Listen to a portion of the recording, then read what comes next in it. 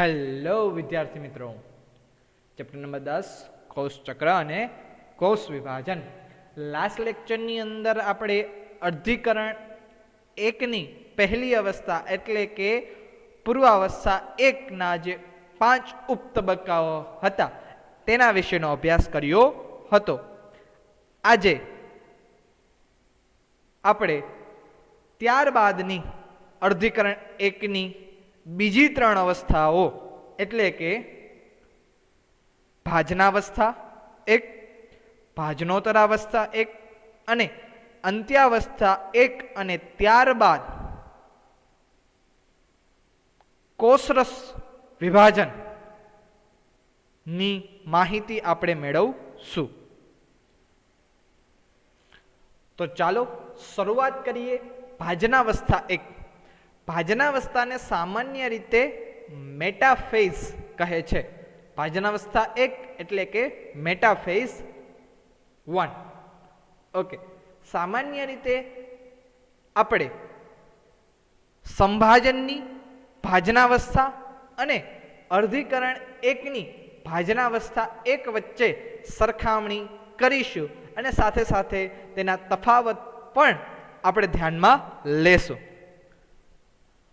તો કે આ અવસ્થાની અંદર એટલે કે ભાજનાવસ્થા 1 દરમિયાન જે દ્વિસુત્રી રંગસૂત્રો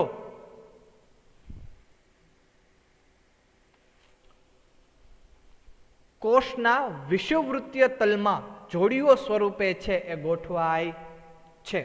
એટલે કે આ અવસ્થાની અંદર જે દ્વિસૂત્ર અથવા તો જે ચતુસૂત્રી રંગસૂત્રો છે એ કોષના મધ્યમાં, જેને સામાન્ય રીતે આપણે વિષુવવૃત્તીય તલ તરીકે ઓળખીએ છીએ, ત્યારે તેની અંદર એ જોડીઓ સ્વરૂપે ગોઠવાય છે. એટલે કે જે સમજાત રંગસૂત્રોની જોડીઓ છે એ કોષના મધ્ય અવસ્થાની અંદર મધ્ય પ્લેટ ઉપર ગોઠવાય છે. સાથે સાથે વિરુદ્ધ ધ્રુવોના ત્રાકતંતુઓની જે સૂક્ષ્મ નલિકાઓ છે એ પ્રત્યેક સમજાત રંગસૂત્રોની જોડ સાથે સ્વતંત્ર રીતે પણ જોડાય છે. અને સામાન્ય રીતે જે ત્રાકતંતુ છે એ સમજાત રંગસૂત્ર પર રહેલા કાઇનેટોકોર સાથે છે જોડાય છે. રાઈટ. તો જો આપણે આ ભાજના અવસ્થા 1ની વાત કરીએ તો આ પૂર્વાવસ્થા 1ની અંતિમ અવસ્થા એટલે કે ડાયકાઇનેસિસની છે એ આકૃતિ છે.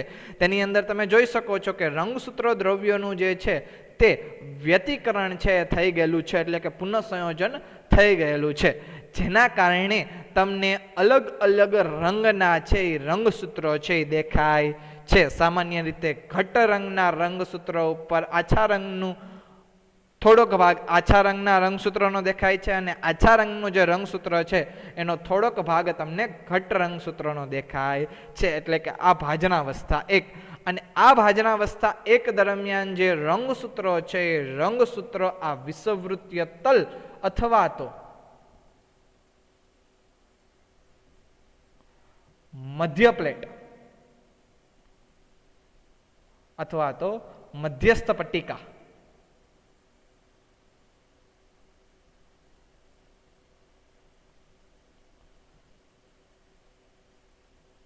મધ્યસ્થ પટ્ટિકા ઉપર જોડીઓ સ્વરૂપે ગોઠવાય છે. આ પહેલા રંગસૂત્રની જોડી, આ બીજા રંગસૂત્રની જોડી, આવી રીતે બધા જે રંગસૂત્રો છે એ જોડીઓ સ્વરૂપે દેખાય. એટલે કે જો આપણે મનુષ્યના કોષની વાત કરતા હોય તો મનુષ્યની અંદર રહેલા 23 જોડ રંગસૂત્રો આવી રીતે લાઈનમાં ગોઠવાય છે. એક રંગસૂત્ર પછી બીજું, બીજા પછી ત્રીજું, ત્રીજા પછી ચોથું, આવી રીતે કન્ટિન્યુઅસ છે આગળ વધે છે. યાદ કરો, સંભાજનની ભાજનાવસ્થા દરમિયાન શું થતું? તો કે સંભાજનની ભાજનાવસ્થા દરમિયાન પણ રંગસૂત્રો છે એ મધ્યમાં ગોઠવાતા હતા, પરંતુ તે દરમિયાન જે રંગસૂત્રો છે એ રંગસૂત્રો જોડીઓ સ્વરૂપે ન ગોઠવાતા, જે ફક્ત એકલ રંગસૂત્રો છે એ એકલ રંગસૂત્રો રાઈટ લાઈનમાં છે એટલે કે મધ્યસ્થ પટ્ટિકાની અંદર છે ગોઠવાય છે. સાથે સાથે એ તારા કેન્દ્રના ત્રાકતંતુના સાથે જોડાયેલા છે એ જોવા મળે છે. આવી કંઈક આકૃતિ આપણે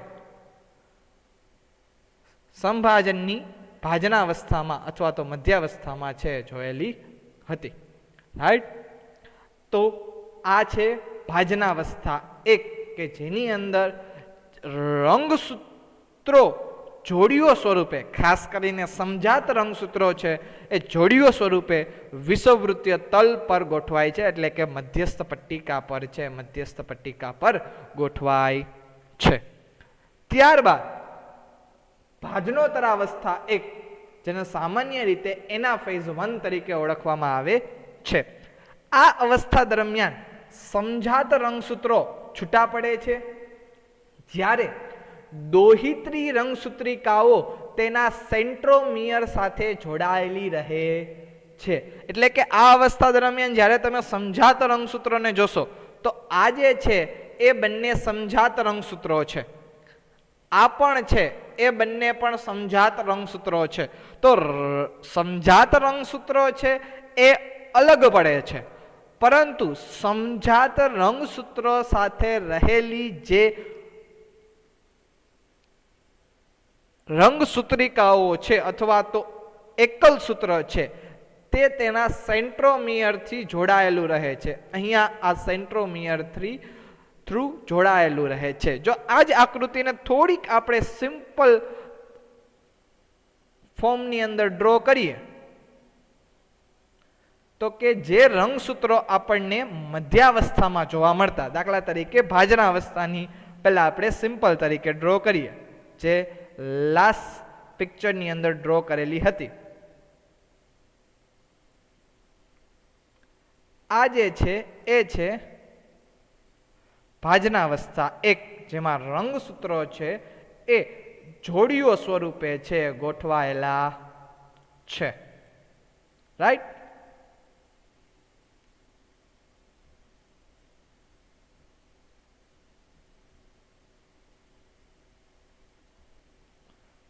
ઓકે,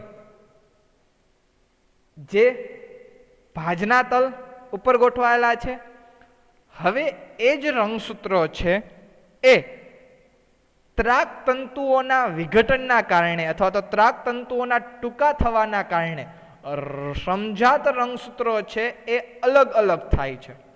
તો અહીંયા તમે જોઈ શકો છો કે જે સમજાત રંગસૂત્રો છે એ પોતપોતાના ધ્રુવો તરફ ગતિ કરે છે.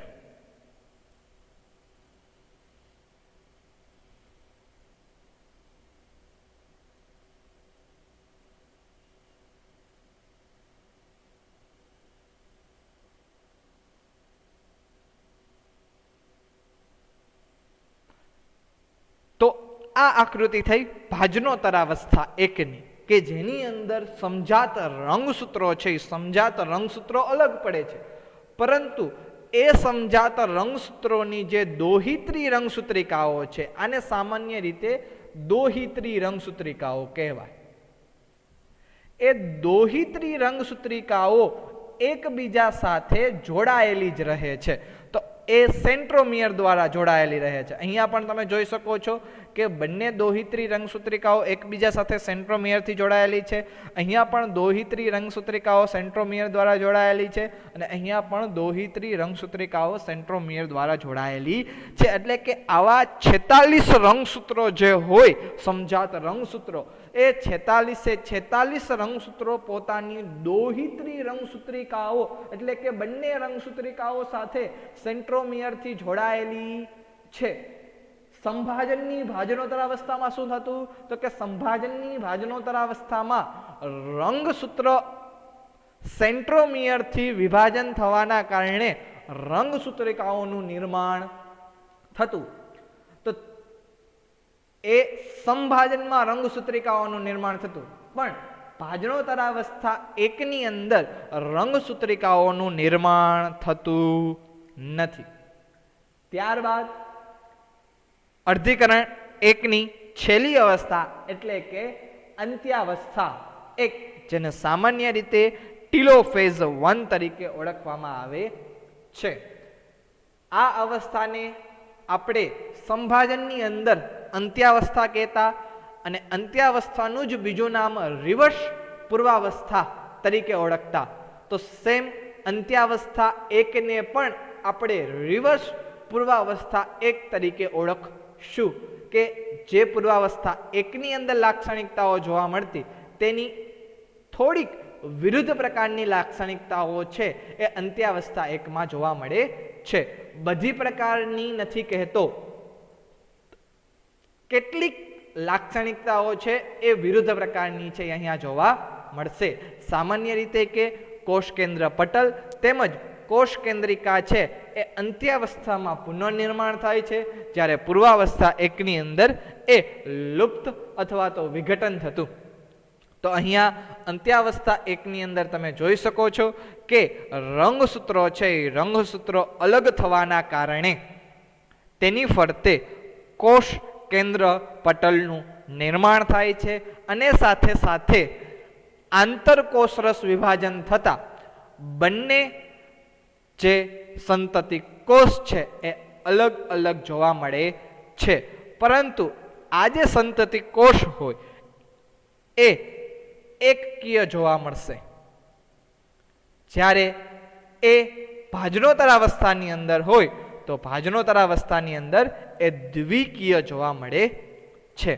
એટલે જ સામાન્ય રીતે તેને આપણે અર્ધીકરણ એક તરીકે ઓળખીએ છીએ કે આ અવસ્થાની અંદર જે જનીન્દ્રવ્ય છે અડધું થાય છે, એટલે કે 2n માંથી 2n કોષોનું છે એ નિર્માણ થાય છે. કોષરસ વિભાજનની શરૂઆત આ અવસ્થાની અંદર જ થઈ જાય છે અને આ અવસ્થાને સામાન્ય રીતે કોષદ્રિક અવસ્થા એટલે કે ડાયાડ છે કહેવામાં આવે છે. કેટલાક કિસ્સામાં રંગસૂત્રોનો થોડો વિક્ષેપ પડે છે, આથી તે આંતરાવસ્થાના કોષ કેન્દ્રમાં સંપૂર્ણપણે ફેલાયેલ જોવા મળતા નથી. અમુક કન્ડિશનની અંદર રંગસૂત્ર છે એ વિક્ષેપણના લીધે આંતરાવસ્થા એટલે કે G1 S અને G2 અવસ્થામાં સામાન્ય રીતે કોષ કેન્દ્રમાં છે એ સંપૂર્ણ ફેલાયેલા જોવા મળતા નથી, એ રંગસૂત્ર સ્વરૂપે જ જોવા મળે છે. સામાન્ય રીતે બે ક્રમિક અર્ધીકરણ અવસ્થા વચ્ચેના સમયગાળા અથવા તો તબક્કાને ઇન્ટરકાઇનેસિસ અથવા તો આંતરકોષરસ વિભાજન કહે છે. આ આંતરકોષરસ વિભાજન સામાન્ય રીતે બે અર્ધીકરણની અવસ્થા વચ્ચેનો ગાળો છે, એટલે કે અર્ધીકરણ 1 અને અર્ધીકરણ 2 આ બંનેની વચ્ચેનો જે સમયગાળો છે તેને સામાન્ય રીતે ઇન્ટરકાઇનેસિસ અથવા તો આંતરકોષરસ વિભાજન તરીકે ઓળખવામાં આવે છે. અને આ આંતરકોષરસ વિભાજન એ ખૂબ જ ટૂંકા ગાળાની હોય છે. આ અવસ્થાની અંદર ખાસ કરીને કોષ છે એ અર્ધીકરણ 2 માટે છે એ તૈયાર થાય છે, પરંતુ રંગસૂત્રોનું રેપ્લિકેશન અથવા તો રંગસૂત્રોનું જે વિભાજન છે એ તો S અવસ્થાની અંદર જ થશે અને એ પણ એક જ વખત થશે. આંતરકોષ વિભાજન દરમિયાન ફરીથી રંગસૂત્ર દ્રવ્યોનું પ્રમાણ છે એ બેવડાતું નથી. આ અવસ્થાની અંદર એટલે કે ઇન્ટરકાઇનેસિસ અથવા તો આંતરકોષરસ વિભાજનની અંદર કોષ છે એ પોતે વૃદ્ધિ કરે છે અને અર્ધીકરણ 2 વિભાજન માટે છે એ તૈયાર થાય છે, કે જેના કારણે એ અર્ધીકરણ 2 પૂર્ણ રીતે કરી શકે અને તેના દ્વારા એકકીય કોષોનું છે એ નિર્માણ કરી શકે. અને સામાન્ય રીતે આ જ એકકીય કોષોને જન્યુઓ તરીકે ઓળખવામાં આવે છે. જો અંત્યાવસ્થા એકને આપણે સંભાજનની અંત્યાવસ્થા સાથે સરખામણી કરીએ તો સંભાજનની અંત્યાવસ્થામાં કોઈ પણ પ્રકારનું આંતરકોષરસ વિભાજન અથવા તો ઇન્ટરકાઇનેસિસ અથવા તો રંગસૂત્રોનો વિક્ષેપ પડવો એવી ઘટનાઓ છે એ જોવા મળતી નથી. જ્યારે અંત્યાવસ્થા એકની અંદર આ બધી જે ઘટનાઓ છે એ ઘટનાઓ જોવા મળે છે. સામાન્ય રીતે સંભાજનની અંત્યાવસ્થા પૂર્ણ થયા બાદ કોષરસ વિભાજન માટે છે એ તૈયાર થાય છે અને કોષરસ વિભાજનના અંતે જેટલા માતૃ રંગસૂત્રની અંદર જનીન દ્રવ્યોનું પ્રમાણ હોય સરખા પ્રમાણની અંદર તેટલા જ જનીન દ્રવ્યો બાળ અથવા તો સંતતિ કોષની અંદર જોવા મળે છે. તેથી જ આપણે તેને સંભાજન તરીકે ઓળખીએ છીએ. તો અર્ધીકરણ એકની આ જે 4 અવસ્થાઓ એટલે કે પૂર્વાવસ્થા 1, ભાજનાવસ્થા 1, ભાજનોત્તરાવસ્થા 1 અને અંત્યાવસ્થા 1ની જે માહિતી છે એ અહીંયા પૂર્ણ થાય છે. ત્યારબાદ અર્ધીકરણ 1 બાદ અર્ધીકરણ 2ની શરૂઆત થાય છે. અર્ધીકરણ 2ની અંદર પણ અર્ધીકરણ 1 જેવા જ તબક્કાઓ છે એ 4 તબક્કાઓ છે જોવા મળે છે. પરંતુ આ જે 4 તબક્કાઓ છે એ 4 તબક્કાઓ સંભાજનના તબક્કાઓ જેવા જોવા મળે છે. એટલે સામાન્ય રીતે અર્ધીકરણ 2 ને આપણે સંભાજન તરીકે પણ ઓળખી શકીએ. કારણ કે અર્ધીકરણ 2ના અંતે જે 2 એકકીય કોષોનું નિર્માણ થયેલું છે એ બંને એકકીય કોષો વિભાજન પામી 4 એકકીય કોષોનું નિર્માણ કરે છે. તેનો મતલબ અર્ધીકરણ 2ની અંદર માતૃ જનીન દ્રવ્ય અને બાળ જનીન દ્રવ્ય આ બંનેની અંદર રંગસૂત્ર દ્રવ્યોનું પ્રમાણ છે એ સમાન રહે છે. એટલે અર્ધીકરણ 2ને સામાન્ય રીતે આપણે સંભાજન તરીકે પણ ઓળખી શકાય છે. એટલે કે સંભાજનની અંદર જે બધી ઘટનાઓ જોવા મળે છે એ જ બધી ઘટનાઓ અર્ધીકરણ 2ની અંદર જોવા મળશે. તો આપણે આ અર્ધીકરણ 2ની શરૂઆત નેક્સ્ટ લેક્ચરની અંદર જ કરીશું કે અર્ધીકરણ 2ની અંદર કઈ કઈ ઘટનાઓ છે તેનું નિર્માણ થાય છે અથવા તો તેનું વિઘટન થાય છે. એટલે કે કઈ કઈ અવસ્થાઓ અને કઈ કઈ પ્રક્રિયાઓ છે જોવા મળે છે.